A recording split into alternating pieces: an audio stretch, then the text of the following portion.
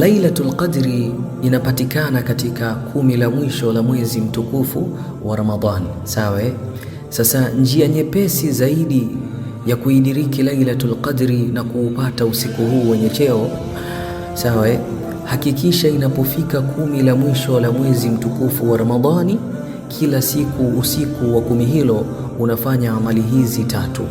Amali ya kwanza, hakikisha kila siku usiku unasoma suratul Ikhlas, qul huwallahu ahad, mara 3, kwa sababu Mtume anasema sura hii inalingana na theluthi ya Qur'an. Sasa ukisoma 3, maana yake utahesabika umesoma msahafu mzima. Amali ya pili, hakikisha kila siku usiku unafanya sadaqa, unatoa sadaqa hata kama ni 500, 1000. Sawa? Alafu amali ya 3, hakikisha kila siku usiku unasimama na kuswali rakaa 2 kwa ajili ya Allah. Allahu akbar.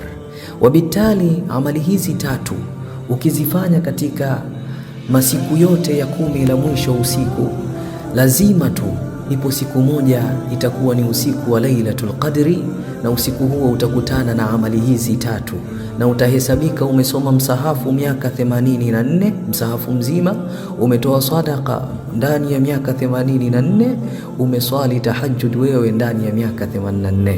Wakumbushe na wengine, sawa?